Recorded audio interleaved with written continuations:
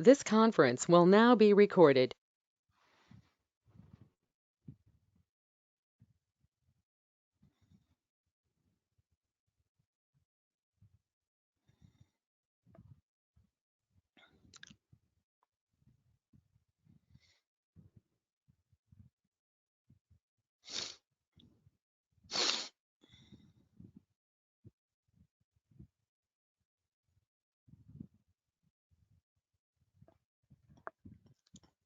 Okay. So myself is Ranjit Karni, and I'll be the trainer for today's session. Um, and regarding myself, I have around 15 plus years of experience on Azure DevOps and Azure, basically on DevOps. And I have worked on different tool sets like on the cloud side, I have worked on AWS, Azure, Google Cloud, and Oracle Cloud. And recently even I have looked at Alibaba Cloud as well. And on the CI/CD side, I have worked on Jenkins, Azure DevOps, and implemented nearly more than 1,000 plus applications, end-to-end CI/CD implementations. And I have worked on orchestration tools like Kubernetes and microservices containerizations using Dockerization methodologies. So, in this training, basically, we will be discussing about the Azure and Azure DevOps. But before that, we will be giving a high-level glance, like why do we need this DevOps, and how this DevOps has been started, and then what are the different types of tools, or what are the different types of technologies that are associated within this DevOps. Why we call DevOps as a culture rather than calling it as a technology part. And finally, we will be looking at down the line in another 30 hours or 35 hours, that whatever we are going to discuss about the training, what is the content that we are going to discuss as a part of this training. So this is completely a demo session, where we will not be discussing any kind of practicals, where we will not be discussing any kind of content that we are going to discuss basically. But this is completely a demo session where we will be giving a high level glance on the DevOps activities. Okay. So let's go ahead and start. Is everyone able to see my screen? If yes, I can start it. Yes, yes, we can Yes, sir. see us. Okay, great. Thanks, guys. Yeah. Okay. So everyone has been starting this one, DevOps, right?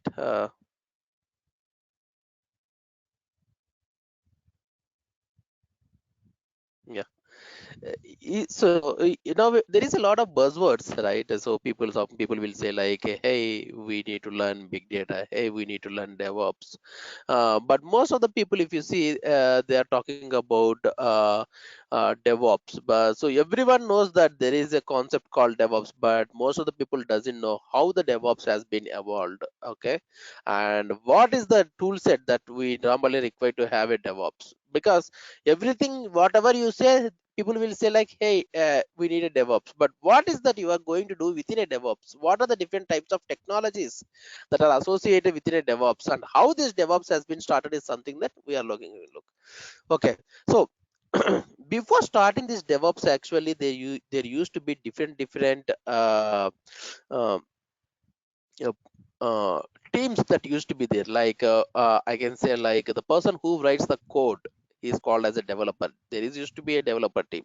The person who creates the systems, the person who deploys the systems, he is from the operations side.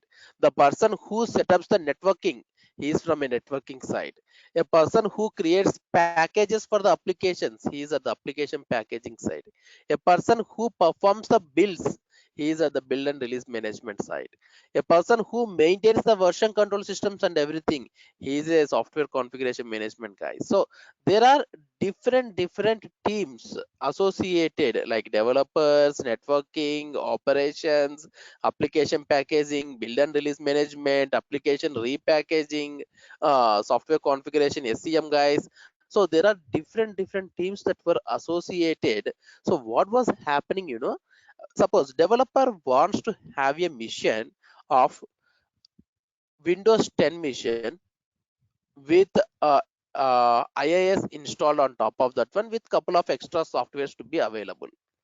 And he says that, hey, I want 100 missions.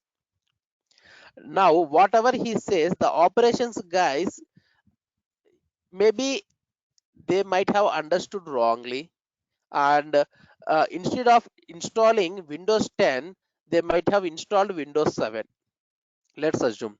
And they have done the deployment. After that, application is not working. When the application is not working, developers will say like, hey, it was working in my mission, why is it not working on the production mission? Similarly, operations guys will say, hey, I did not modify any of your code. If I did not modify your code, and if it is not working when I deploy the code, what is the issue from my end, right? So like this, the issue was there, and the customers is facing an issue, but the developers and the operations guys, due to the lack of communications, due to the lack of coordination between these two different teams, the issue was prolonged continuously, and the effect was happening to the business ultimately. So what people have thought in the year 2006, basically, so that is what we have mentioned here. Before the current evolution of DevOps, there was no direct communication between the development and the operations teams. Developers were just used to think like, hey, I am responsible for building the application, I am responsible for writing the code. Similarly, operations guys used to think that, hey, I'm just responsible for implementing these solutions, for deploying the application, or for sorry guys, for spinning up the instances, okay, for creating the systems. This is what they are thinking. They were having a boundaries among themselves, stating like, hey, this is what my task, more than this please don't tell me, and then I am not responsible for the thing that what is happening outside of my box. So there was no formal communications between the developers and the operations or any two teams within a project, okay, due to which the deployment process used to be taking more time, and the issues were encountered a lot. So in the year 2006, when DevOps has been started, in the sense in the year 2006 or 2007, basically a movement was started in Europe. It started first in the Europe, okay, and they thought an idea like, hey, the main problem here is that there is no coordination, there is a lot of lack of communication between the teams. How can we remove this one? We can remove this one by combining the development team and the operations team. So dev plus ops combine together and then form it as a DevOps. That is how the DevOps has been started into picture. And people, what they said is like, hey, if we are putting a person who is having a knowledge on the development side, who is having a knowledge on the operation side, if we keep that person in the middle as a resource, he may be having a knowledge, but the other developers, other operations guys will still think that, hey, that is not my work, right? So what we should be doing is that instead of assigning just one person as a DevOps guy in a team, we should be bringing up a culture in such a way that everyone in a project, irrespective of whether it is a developers or irrespective of whether it is operations guys, everyone in a team should be aware about the best practices, aware about the DevOps culture in a project. So that's the reason it doesn't matter whether a person is going for an interview of development, whether a person is going for an interview of operations, whatever it may be. For each and every person's now, why the DevOps culture questions were raised in the interview, in the sense because everyone in a team should be knowing about the DevOps culture. DevOps is a culture and it's not a technology, and it's not a tool set. Okay. Okay, so now we understood. Okay, DevOps is a culture which has to be followed by the entire project guys, entire organization level. So who can enter into the DevOps basically? Who can learn now into the DevOps? Okay, DevOps is something that actually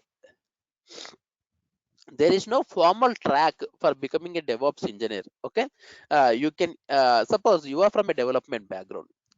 Well, that is a good option. If you are from a development background, what is your weapon? What is that? You already know it. You already knows the coding part. So you are the person who can understand the logic. You are the person who can write the code of any scripting language once you learn it, right? So Now, the second thing that what you might not be aware is like DevOps is not just about the coding. DevOps is also about the configuration of the systems as well. So the person who is from a development background, as he already have a knowledge on the coding, he needs to learn about uh, the networking concept. So that is the place where he has to put the concentration. So developer, whomever he wants to enter into the DevOps, he has the knowledge on the scripting. He needs to learn on the operations side. Similarly, a person who is from the operations background who wants to enter, what is the skill set he has? He has the skill set of already a networking, already a system configuration and everything, but he might be having a lack of knowledge on the scripting part, right? So he is the person who has to learn scripting. So developers and operations, they can learn their uh, points which they doesn't know, or which they can improve their skill set by adding the extra skills into their pipeline basically. Okay, similarly, if a person is coming from a DBA, he knows how to write an SQL statements, he knows how to perform the deployment of the SQL scripts. The only thing that what he needs to know is like the other side, other than the SQL backend part, he has to know how to perform the deployment of the front end applications as well, right? Like a .NET application deployments or a Java based application deployments. The good point is that he already knows the backend deployments, right? So a person who is from a development, either a person is from a testing background, or a person is from a operations background, or a person is from a database background, it doesn't matter. Whomever wants to join, they should be able to join. And also it is much more welcome for a freshers as well, because there are a lot of positions that are available for freshers as well. So a person who is a fresher, it's completely new for him, who is having an enthusiasm to learn the holistic view of DevOps. Anyone from any field can enter into the DevOps culture basically. So that is the reason there is no prerequisite specific like this is the only team who has to enter into the DevOps, because I am the person who is doing interviews multiple times for multiple positions basically, right?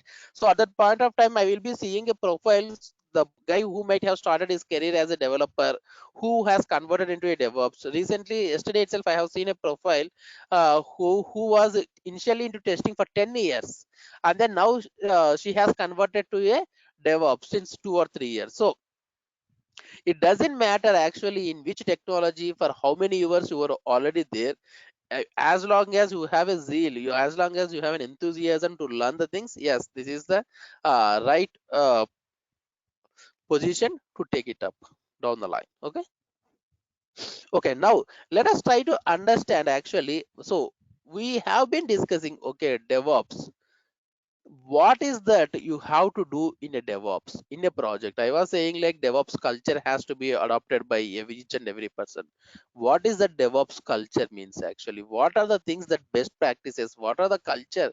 What is the culture that we are going to incorporate? So before this DevOps, let's see how our environments used to be there before this DevOps has started. It means when the issues were encountered, right? Before the DevOps has started around 2007, how our process used to be there. Let's have a look. So this is the process that we used to have before uh, before 2007. So first thing, there are four slots that are available. If you see, first thing is the thing on the left hand side, business, and the middle, development, next operations, next customer. So what is business here? So a person who is having see, normally a pre-sales guys or the persons who wants to invest the amount, they are the guys who will be there in the market. So they are the persons who will be seeing, hey, now simple thing, let's take an example. Now there is a virus that is happening, and there is a requirement for preparing of the kits, right? The testing kits basically.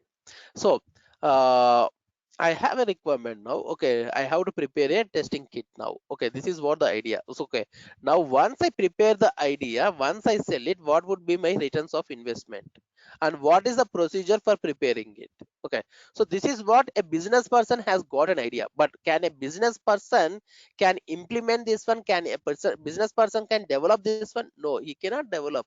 He has an idea. He has a investment which he can put it for this project, and he will be expecting what would be the return for my investment. Okay, so that is how the business people will be coming up with ideas, and then they will be saying these ideas to the development team.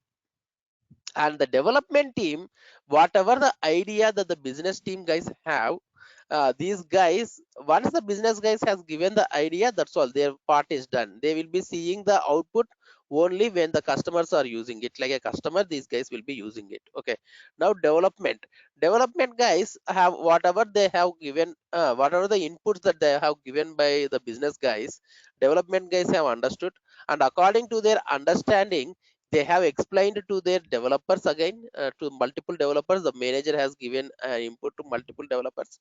Those developers have started preparing the development. They are performing different types of testing, like manual testing, regression testing, performance testing, user acceptance testing, and everything is fine. They create a package and share it with the operations guys, and the operations guys will start creating a system, because in the system itself the production deployment has to be happening, right? So they will deploy the production application, whatever the package that they have given. They will perform the deployment, application deployment, and they will create an application servers, and the traffic management, server monitoring, and application monitoring are done by the operations. Once the application is deployed, then the customers will start using the outcome. So let's assume that I have given a requirement. Hey, I have my daughter's birthday. I want a web application that has to be developed in a single page, with my daughter's photo, and my daughter's name, my name, my wife's name, and what is the location where the function is happening, and on which day and which time it is happening, and write some good words, which a kind of invitation form. That is what the requirement the business guy has given. The development guys now, okay, you have asked for the uh, birthday card. Okay, and whatever the information that they have got now, development manager has given to the developers. Now developers has an idea, sorry, has a question. Okay, you have asked to put a photo, but where should I put a photo? You have asked to put a content, what content I should be putting? You have asked me to put a location. Okay, which location I should be putting? Okay, so complete information, they assuming that the manager has already got it from the business guys, but when it moves on down, some information might be missed by manager to letting the developers know, or developers will be having few questions which they will be getting answers from the business guys only after the completion of their outcome. Means outcome is done, then the business guys will check, and he will say, hey, my photo is not proper, can you guys go ahead and put? Hey, my location is not correct, can you guys go ahead and put? So what is wasting here, you need to understand, the entire development, the entire operations things has been wasted. Again, you have to go back to the development and then start doing this is called waterfall methodology, right? Okay, so now the business guys, the development, operations, and customers, you understand that this is what the process that we used to follow earlier. Now what are all the improvements that we can do in this one, so that we can implement the DevOps culture in this project? First, let us concentrate on the development point of view. In the development, first thing that what we can have a look is that the developer is developing his code each and every day, and he is sending the code for the testing part. And let's assume that I have 10 developers, and 10 developers is writing a code. Okay, let's assume that out of 10 developers, let's assume 9 developers are writing the code properly, and one developer has written a wrong code, and he has put his wrong code into the 9 developers code as well, means because 10 developers has to club their code, right? Then only an output will come. So as one developer has done the mistake, the entire 9 developers has to suffer because the outcome will not come, right? So what we can do is that whenever a new developer whenever the developer is merging, is copying his individual code into a group of code where all the people has placed, let's assume that the code compilation has to be happening properly every time. Sorry guys. And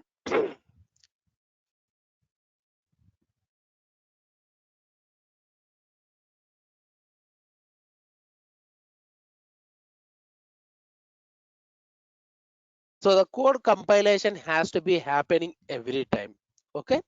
And uh, there should be some kind of best practices that has to be followed by the developers, like static code analysis, like a code coverage. I'll let you know what it is. Okay, these kind of things has to be happening for each and every change that developer has done and put his code into the mainline code. Okay, so that is called as a continuous integration, and it has to be followed for each and every commit, for each and every change that is done by each and every developer.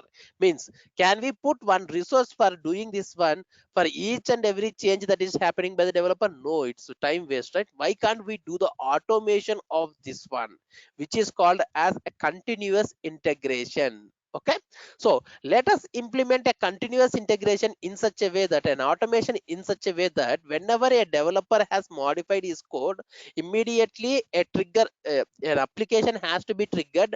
It has to check whether the developer written code is compiling properly or not. Compiling in the sense whether there are any issues in his code or what, compilation code basically.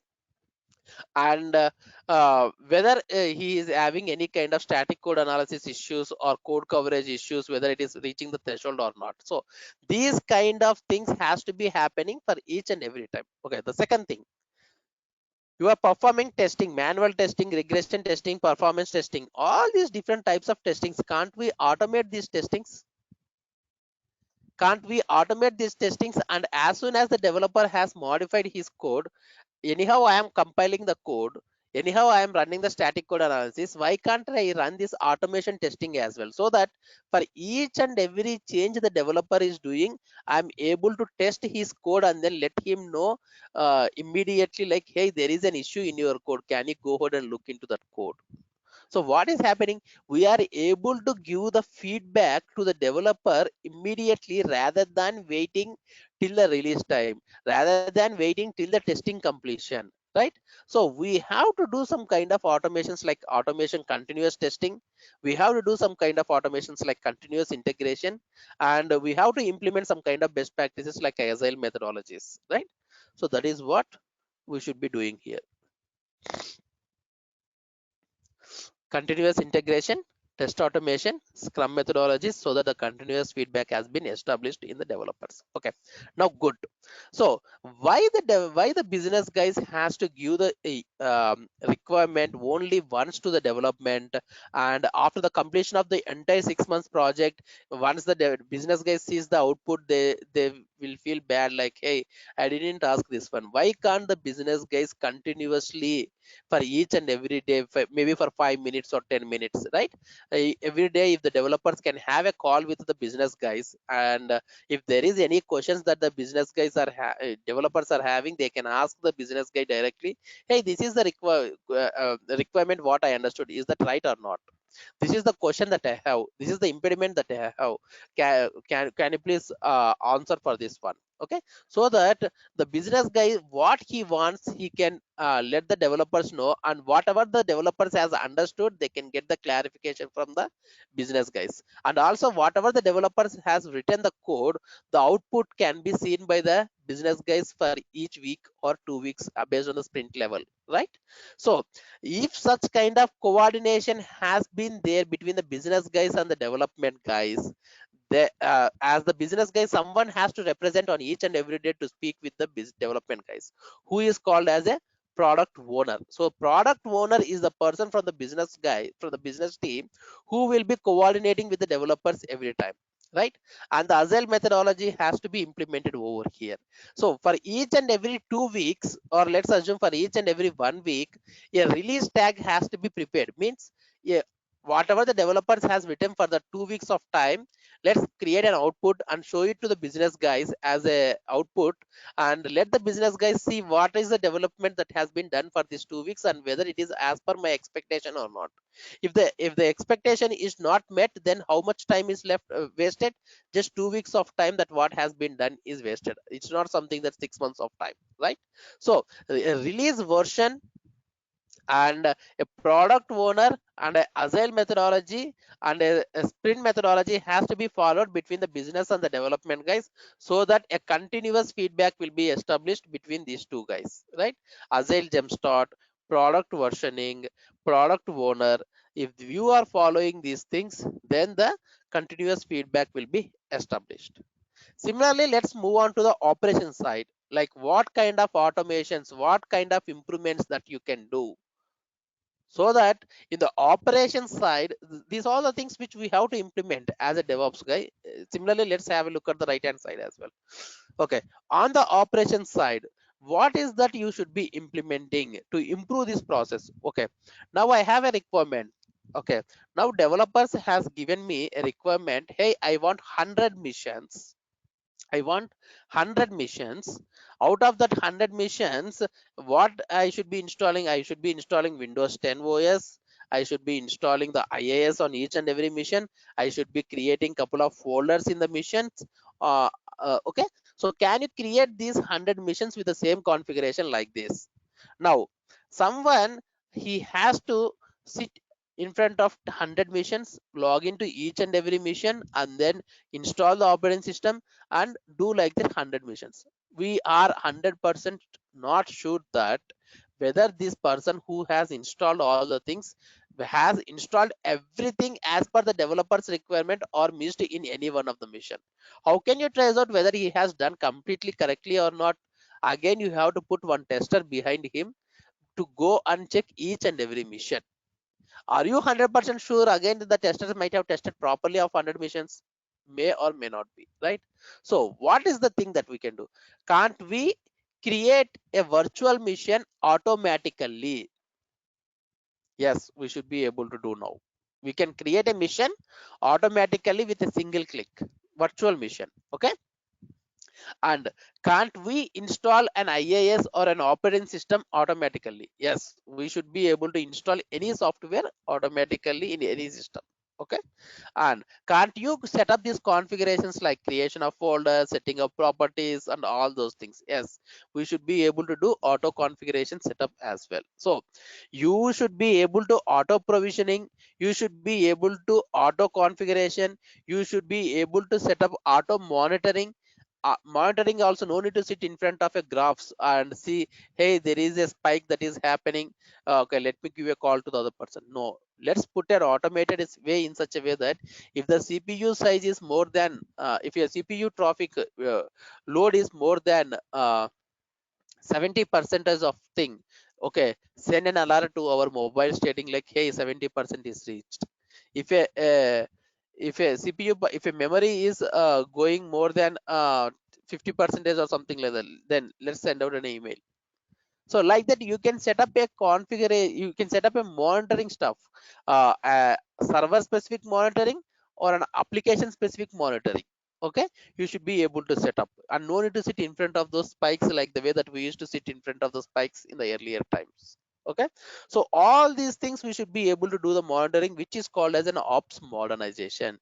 You can do auto provisioning, you can do virtualization, you can do auto configuration, you can do auto deployment, you can do service management and predictive analysis. End-to-end visualization will be happening.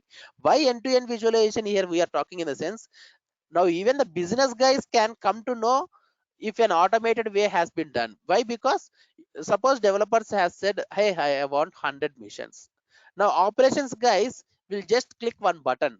When they click one button, automatically the 100 missions will be created, and the softwares will be get installed. At the end, you can put one thing like send an email notification to all the people, stating like the deployment has been completed, stating like the configuration has been completed, so that you are not sending, but automatically by seeing the email notification, everyone will come to know. So the end-to-end visualization will be happening like, hey, one mission is done, hey, 10 missions is done. Okay, like that. Now, why this obstacle is still there between operations and the customers? Okay, now development, now operations guys has done their activity. They have done their deployment. Now who has to use it? The end user, the customers has to use it. Let's assume that you are a person who is using an ICICI bank. Let's assume a bank basically. You are making some transaction. When you are making some transaction, money transaction from one account to the other account, suddenly when you are in the middle of the transactions, it happens basically. When you are in the middle of the transactions, the amount is deducted from you, but you didn't get a success message and the amount is not transferred to the other guy. So what is the next step that you have to do? You have to call to the customer care guys. The customer care guys, in the sense, will you call directly to the developers and tell them like, hey, there is a bug in your code, can you go and fix it? No, you will not call directly to these guys, right? You don't know who are these guys. First of all, there should be a dedicated team who should be working with you to take the feedback from you.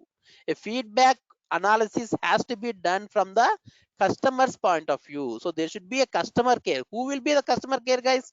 They are from the operations guys only. In the operations itself, there is a customer care support will be available. Okay, so there should be a mediator, there should be a team who should be coordinating with the customers to get the feedback from the customers, and that feedback has to be shared. That feedback has to be sent to the development so that the developments will start looking into that issue.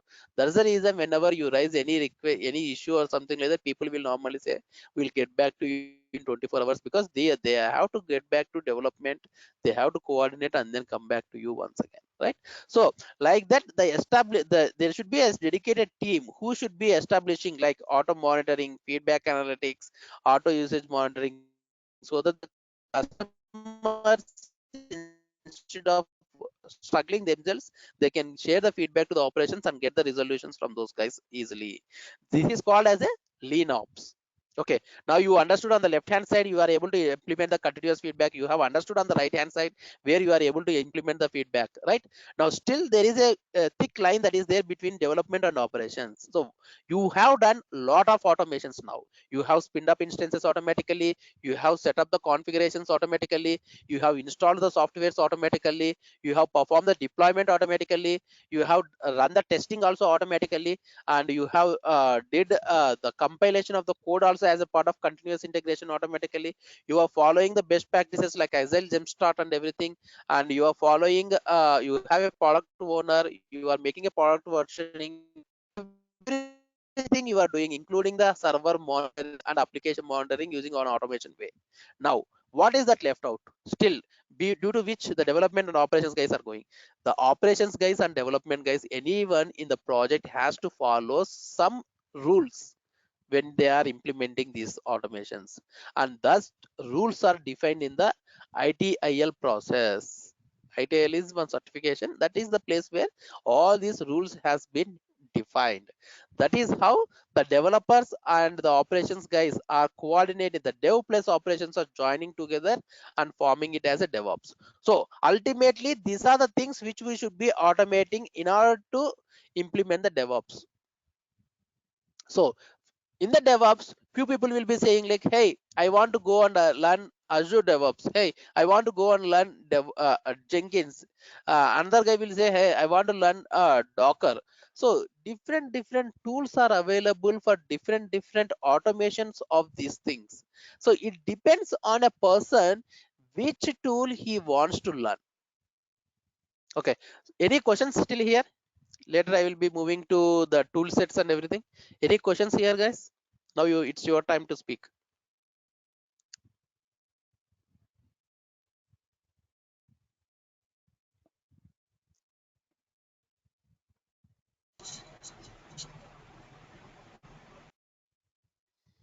No questions?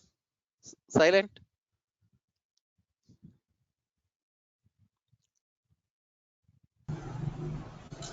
Yeah, I have no questions, sir. Thank you for the broader scenario of the whole thing.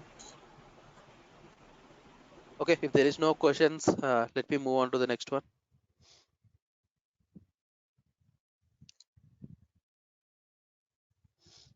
Okay, so now what are the main objectives? What are the things that normally the developers, DevOps guys will be doing? He will be responsible for everything. Even he will be responsible for the installation of server hardware, operating system. He will be responsible for the configuration of servers, network, storage, etc. He will be responsible for the monitoring of servers, respond to outages, IT security, managing phone systems, networks, change control, backup and disaster, managing Active Directory, asset tracking, everything of all these kind of things. Also, even the DevOps guys are responsible. It's not something that you are responsible only for the automations. So now in the DevOps, every team has joined into the DevOps. The only thing is that they need to learn the automation ways that what I have explained to you. Okay. Now, is DevOps is similar to cloud? Why DevOps, and why are you looking for Azure when you are talking about a DevOps? Why are you looking for a cloud when you are talking about the DevOps? Basically, is DevOps and cloud is both same? When we said Azure DevOps, is that means a DevOps or is it mean a cloud? Now let's try to understand. There is no relation. There is no, it's not something that DevOps is means by cloud. Okay, now whatever we have discussed, whatever the automation things that we have discussed, can't we do those automations in on-premise instances? What is meant by an on-premise instances? Physical machines that which you are able to see in front of you. Can't you do these automations in those missions? Yes, you should be able to do.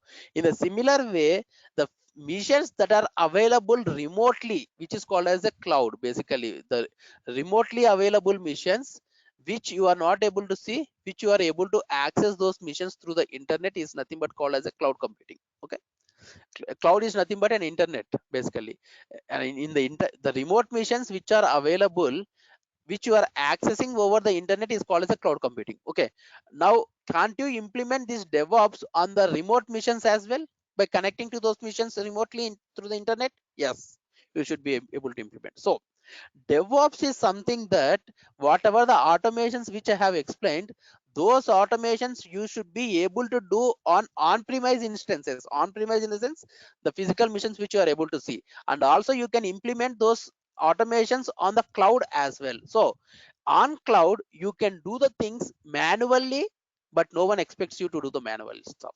And also on cloud you can do the automations by using the DevOps culture. So there is a relationship between the DevOps and the cloud, where on cloud you should be able to deliver the business values by incorporating the DevOps into the cloud. So cloud and DevOps both are not same. It doesn't mean that if a person is asking for a DevOps, means he's not talking just about the cloud as well.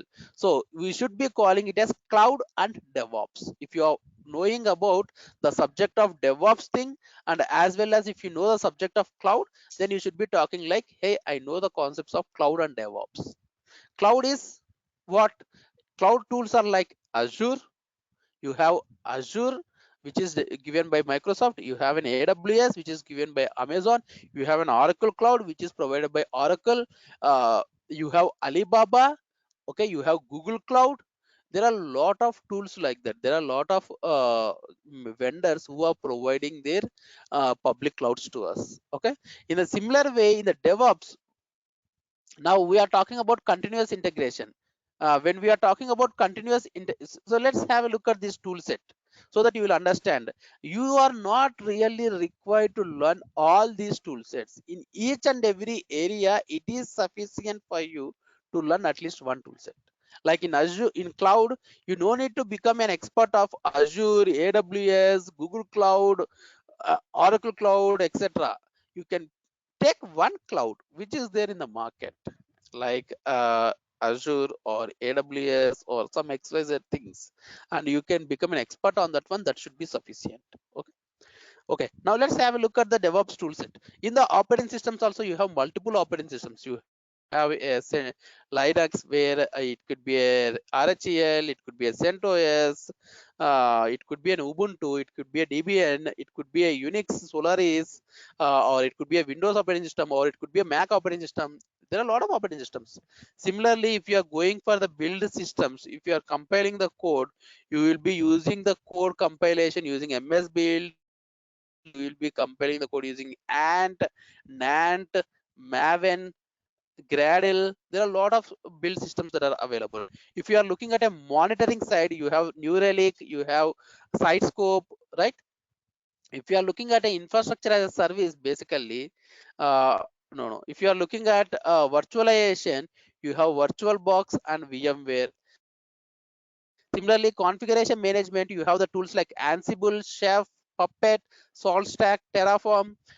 If you are looking at databases side, you have MySQL, PostgreSQL, Redis, MongoDB, Oracle, SQL Server, right? Static code analysis, you have SonarQube, Sonar Runner, and messaging queues, you have RabbitMQ, Kafka, MemQ, Squid, WebSphere MQ. So there are a lot of tools, right? In the security, you have Fortify, Veracode, Black Duck, Zap. So like that, there are a lot of tools that are available. Do we need to know all these tools? No. In each and every area, we have to know one or other tool. So now what we are going to discuss in this training, in the sense, in this training we are going to discuss about the cloud called Azure. We are going to discuss about the continuous integration tool called Azure DevOps. Okay, so these are the two tools which we are going to discuss, and let me share the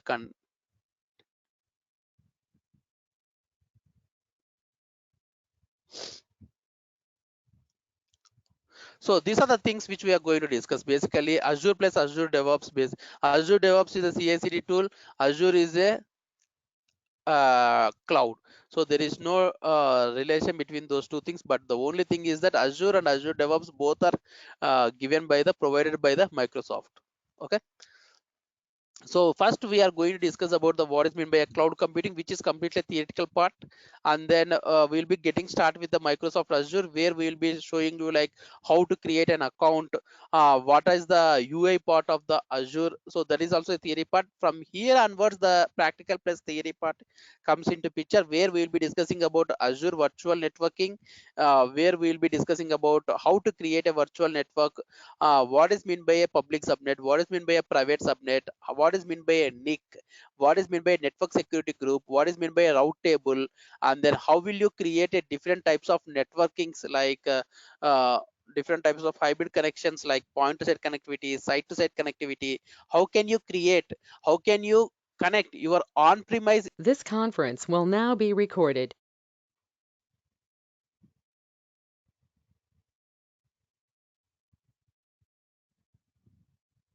Hello, guys, can you hear me? Hello. Yes, Ranjit, Yes. we can hear you. Yes, we are able to hear you. Okay, so we will be discussing about point to site connectivity, site to site connectivity, multi-site connectivity, express route. So these are the different types of methodologies by which we should be able to connect from one virtual network in a cloud to the another virtual network in a cloud, or your virtual network in Azure to the on-premise systems, or your virtual network in the Azure to the AWS virtual networks. So how can you create these connectivities between the multiple virtual networks is something that which we will be having a look. Okay, along with that one, how can you set up a load balancer, how can you set up an application gateway, how can you set up a traffic manager. So these are all the things that we will be discussing as a part of virtual networking concept. Next will be under, okay, you have set up the entire network now. Okay, good. Now what is that in the network you need to have? You need to have a systems inside the network now, right? Now how can you create a system, how can you create a virtual machine, how can, what is meant by an update domain and fault domain, what is meant by an availability set and availability zone, what is meant by an managed disk and traditional storage, how can you create a virtual machine, and how can you install an IaaS onto the virtual machine, how can you create a VM image and disk snapshots, how can you create a cap, how can you um, write in ARM templates, what are the different types of disk types that are available, how can you take a backup and restore that backups, uh, and then how do you configure the disk encryption. So these are the things which we will be discussing as a part of virtual machine creations. Next, here we will be entering into the Azure DevOps. Azure DevOps was earlier called as VSTS, Visual Studio Team Services. Now they have renamed the VSTS into Azure DevOps. So if a person is calling it as a VSTS or an Azure DevOps, both are same. In addition to that one, if a person is calling it as a TFS or if a person is calling it as an Azure DevOps, both are same. The only difference between TFS and Azure DevOps is that TFS is a team foundation server which is hosted on-premise instance, means it's your responsibility that you have to install the software, it's your responsibility that to maintain the software on-premise. That is called as a team foundation server. The same software they have, with a little bit of modifications, they place it on the cloud, they place it in their own network, in the sense where in the Azure network, in the Microsoft's network, and they are giving you as a web application to you to use it. That is called as a basically a SaaS application or a PaaS application, right? Platform as a service or software as a service. So what we are doing, we are using that service on the cloud. So that's the reason that is called an Azure DevOps. So if a person is calling as TFS, if a person is calling as a VSTS, if a person is calling as an Azure DevOps, more or less the tools are same. Okay. So we will be discussing in the Azure DevOps what is the thing, how to compile the code, how to deploy the code, and then how to create the artifactory management, and then how to run the automation test suites, and then how do you maintain the project management in the Azure DevOps is something that entirely we will be discussing over here. Next, we will be entering into app services. Storage part, in the Azure storage we will be discussing about different types of storages like blob storage, file storage, table storage, queue storage. How can you take a backup of these things, how can you maintain the retention period for these things. Okay. And then the app services, backup and disaster recoveries, and then we will be talking about SQL database as well. In the SQL database, we will be talking about how can you create an SQL database rather than creating an on-premise. How can you create that SQL database on your cloud directly, and how can you maintain the backups of those things, and how can you maintain the security of those Azure SQL database, and then how can you import or export the data between on-premise instances and the Azure SQL. Okay. And next thing is the Azure Active Directory. Okay, now you have understood how to create a virtual machine, how to create a virtual network, how to create a storage, how to create a database, but you need to give the permissions to the people, right? So how can you maintain that one? How can you maintain that using Active Directories? And then Azure management and automations. And finally, there is a slight discussion that will be happening, like how can you deploy the application not just on a virtual machine, but also how can you deploy the application on a microservice like Docker. We'll not be going in depth, but we will be covering like how can you deploy the applications onto the a microservice application on Kubernetes cluster. Okay, so this is what we will be discussing, and finally we'll be letting you know like there are different types of certifications that we have, like AZ900 and AZ104. These are the two certifications. By learning this one, you should be able to write the exams. We will be letting you know like how can you prepare for those exams, and what are the tips that you can avail, and a slight project work we will be giving, but we will not be reviewing that one. It's based on your interest. You should be able to go ahead and implement it, and if you have any questions, you should be getting touch with me. Okay, so these are the things that we have. Please let me know if anyone has any questions on the content, or if anyone has any questions on the timings, etc., etc. No, why we need to go Azure DevOps instead of normal DevOps? What is the difference? There is no difference basically whether you are going a normal. This is called as an Azure DevOps. Why? Because this is in link with the Azure basically. Why? Because see, now you are a .NET application guy. Let's assume you are using Microsoft Visual Studio, which is provided by Microsoft. You are using a cloud of Azure, which is provided by Microsoft. You are going to use Azure DevOps. Azure DevOps is a tool. It's not a culture. Azure DevOps is a tool basically. Okay, like Jenkins.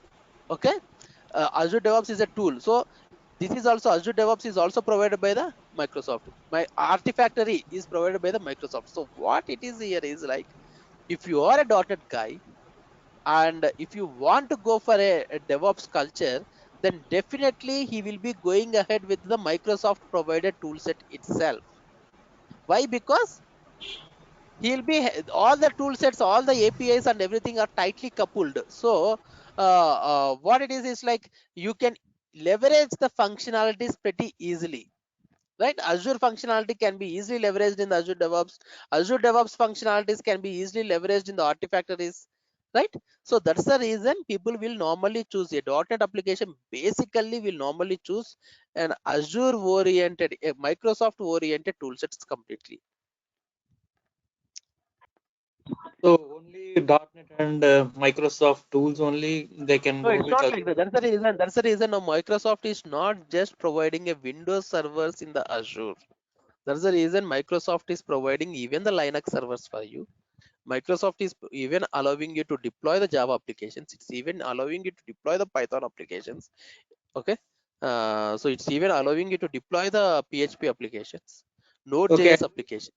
Okay. In what basis we can choose whether normal DevOps or Azure DevOps? So suppose There customer is no is difference. That's what I'm saying, right? So there is no difference, like actually whether you are choosing an Azure DevOps, whether you are doing a normal DevOps. First of all, forget about this is an Azure DevOps. This is just a name. This is just a name. That's the reason people are getting confused. This is also a DevOps. This is just a name that has been given to a tool. Instead of VSTS, Visual Studio Team Services, now they have renamed the tool name as an Azure DevOps. But that doesn't mean that this is a different culture and end to end, or a different technology end to end. Nothing. Here also you will do a compilation. Here also you will do a deployment.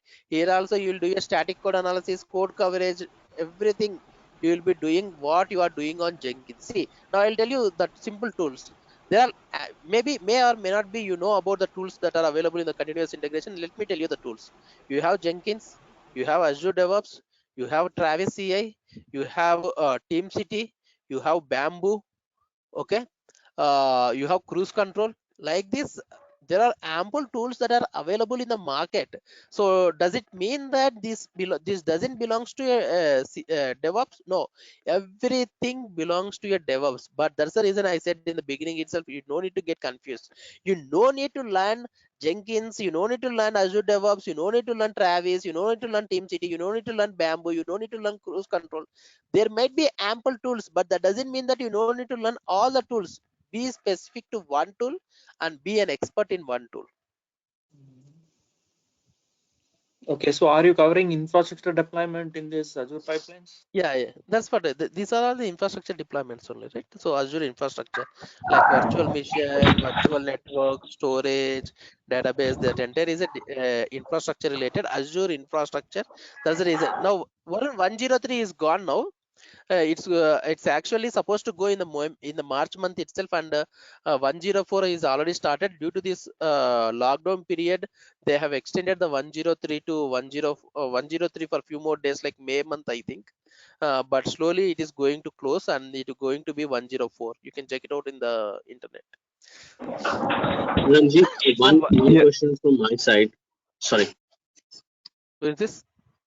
Jagjit. Jagjit. Okay, go ahead. Yeah. Go ahead. So, looking into this course content, how is equivalent or relevance with regards to the certification?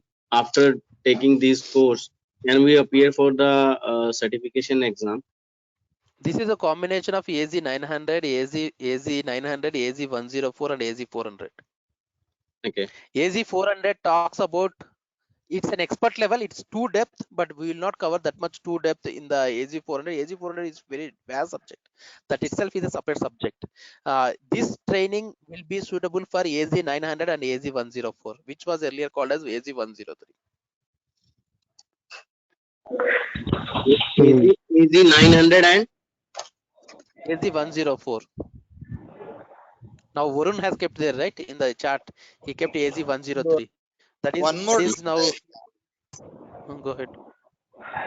Ranjit, is in certification, is there any prerequisite like we should go with 104 first and then AZ 900? AZ 900 is the first one. Next is AZ 104. Next is AZ 400.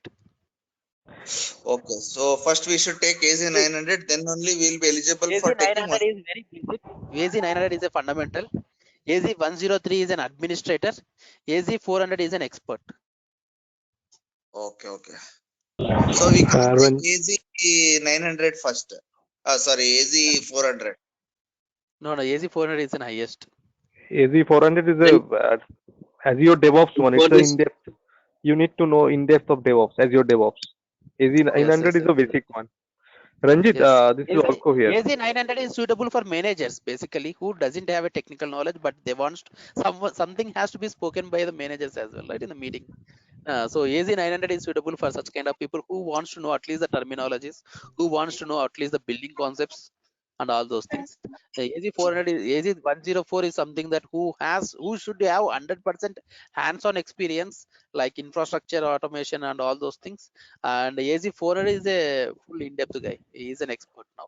so Ranjit, AZ 104 is for your DevOps only, or is it for like for Azure Developer Certification? That's I believe Azure DevOps Azure certification. developer is a 204. 204. I'm Okay. not talking about anything about the development side here. Okay. Yes. And Ranjit, what will be the duration for this whole course and the timings? It will be around 30 hours to 35 hours, and when it is going to start, and then the duration duration is 30 to 35 hours on an average, but when it is going to start, what time and all those things, our admin team will get in touch with you. So basically, it will be a weekend batch or a daily class in the morning or evening. Daily class. That depends Daily class. actually, so that you guys can coordinate with them actually. Okay. Okay. Hello, Ranjit. Do you Ranjit, include PowerShell Ranjit. also in this course? I think Arkdev Ghosh is keep on asking me. Please go ahead. Yeah, Ranjit, based on the outliner of this course, actually, basically, it seems like that more or less Azure administrator rather than the DevOps part, right?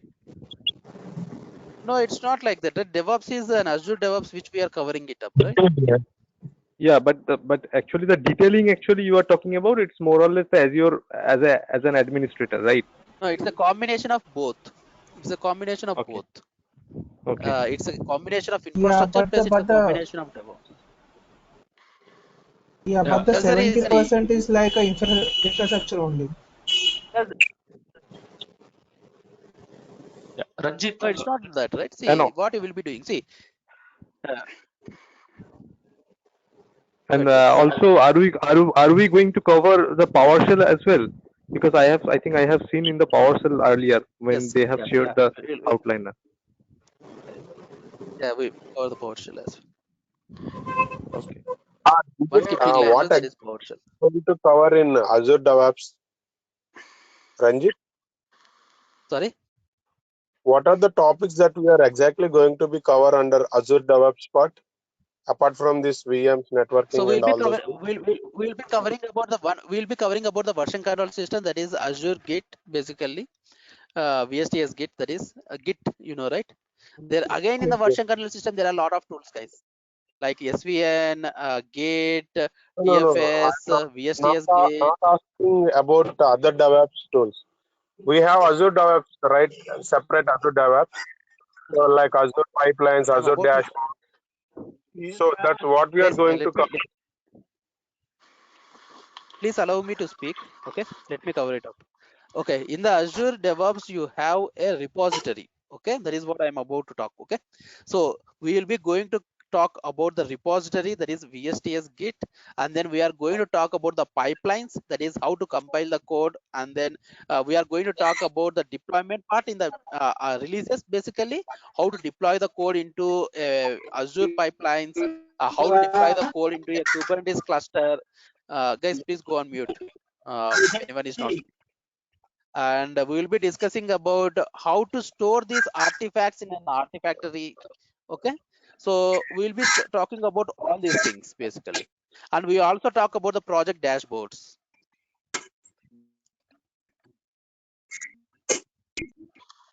The entire Ranjit, Azure DevOps will be speaking, but not in depth Hi as a Ranjit. AG400. Go ahead. Hi Ranjit, hello, this is Ranjit, Suresh how Ranjit. many hours will you cover the Azure DevOps, the repo, pipeline, etc.? On an average, around it may take around 8 hours. Oh, 8 hours. Okay.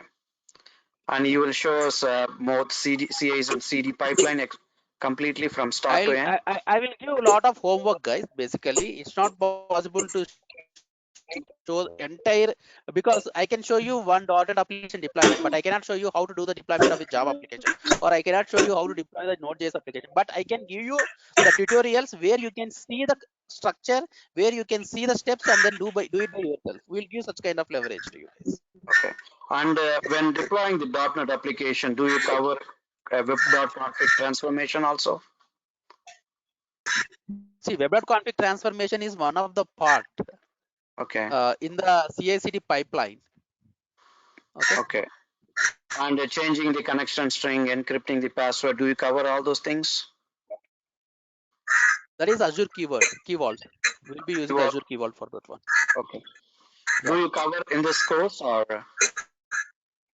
Azure Key Vault we will be covering, but how to incorporate that one in your web.config file transformations and all those things, that's your architect and your responsibility, that how to handle it. Oh, okay. Okay. And you cover all the variables and tokens used in Azure DevOps pipeline, right? Maybe overall, at least high level. Yeah, will do. No problem. Okay, thanks.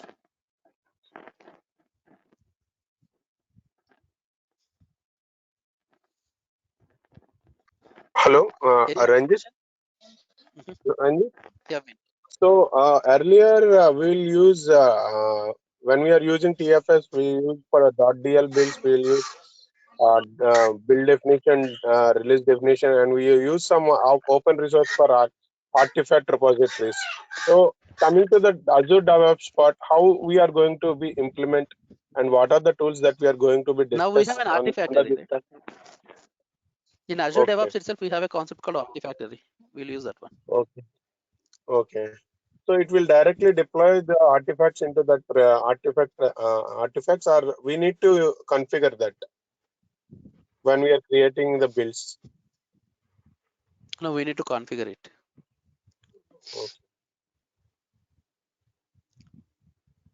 Okay. Ranjit, Go ahead. Ranjit, yeah.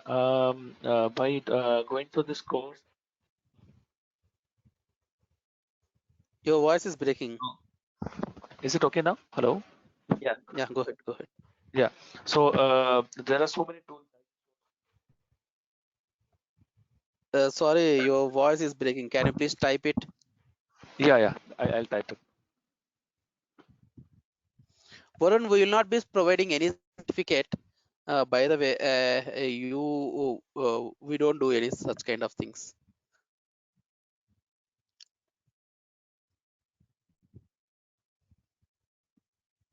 Shivakumar, yeah. How to create a Kubernetes cluster? Yes, we will be going to cover it. In Azure, AKS cluster service. It's one of the service which we will be going to cover.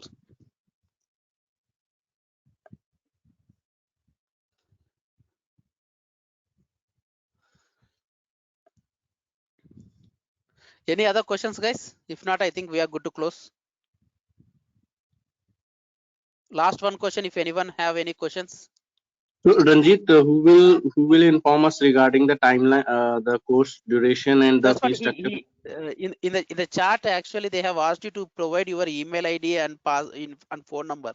Please share your email IDs and phone numbers, guys, so that the admin guys can get in touch with you. Where we need to mention? In the chat. No. So Here. we need to mention that with the organizers or with you? No. Ping in the itself. They can take it up. Ping in the chat itself.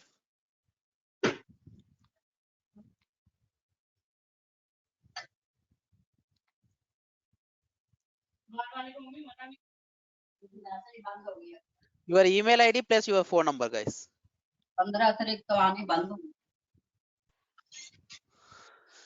Any other Ranjit, this questions? is If not, I think we are good Ranjit, to this is close Suresh. today.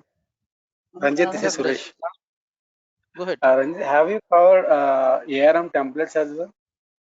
Yeah, we'll cover it. So will you cover Java projects or only .NET projects?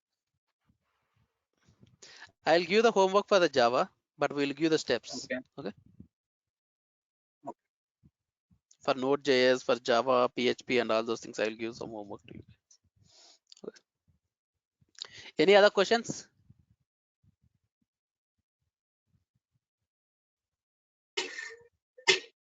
Okay. Thank you. Thank you, guys. Bye.